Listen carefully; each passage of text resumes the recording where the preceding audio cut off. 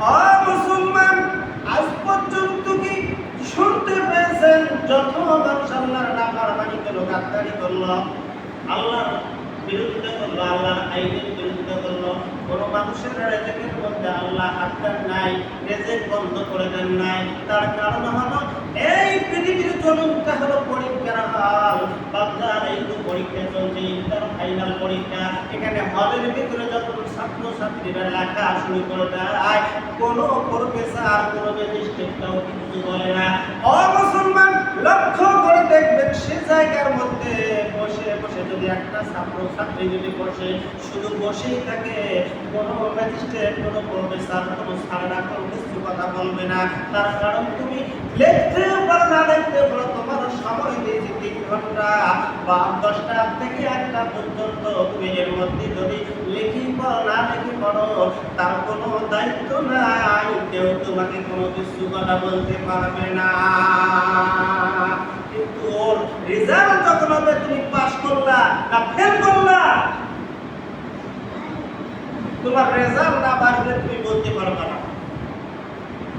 আমার ভাইজান, এই পৃথিবীর জমিনটা হবে এরকম, মানুষকে আল্লাহ পৃথিবীর জমিনের মধ্যে ছেড়ে দিলেন।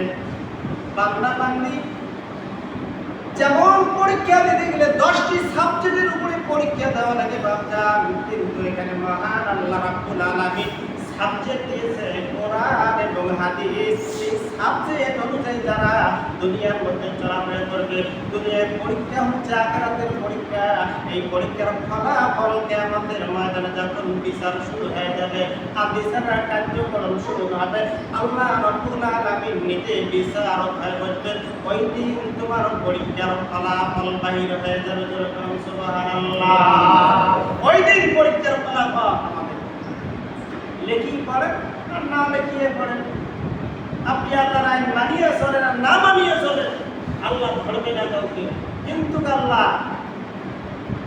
বিচার দিবসের দিন, যেদিন হলো বিচার দিবস, যে দিনটি আল্লাহ নিজে গাজী হয়ে যাবেন, আল্লাহ বিচারক হবেন, ওই দিন আমাদের ফলাফল বাইরে হয়ে যাবে।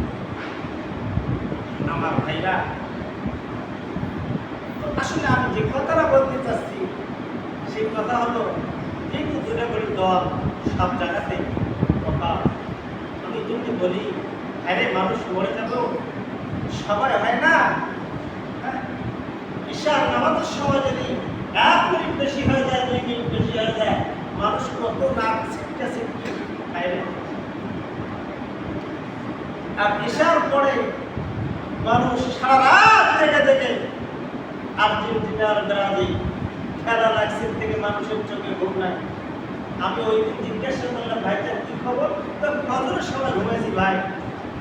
আর কত সময় উত্তর কর? তাও 10টায় উঠছি। দেখছে আফসোস, আফসোস, কি নেশা হয়ে গেছে মানুষের। ও আল্লাহর বান্দা বান্দি, তুমি একবার সুবহানাল্লাহ বলো তো, সুবহানাল্লাহ বলো তো। ঈশার নামাজ পড়ে 5টা মিনিট বসে থেকে আমরা অধিকার আদায় করতে পারি না, আর সারা রাত জেগে জেগে। আর যদি কোনো বান্দা বান্দি আর্জেন্টিনার ব্রাজিল বাদ দিয়ে যদি তুমি যদি 2 রাকাত নামাজ পড়ো মহান আল্লাহর দরবারে, 2 আর 2 4, এই 4 তুমি যোগ করতে পারো, আল্লাহ রাব্বুল আলামিন জীবনের গুনাহগুলো আল্লাহ মাফ করে দেবে। সুবহানাল্লাহ।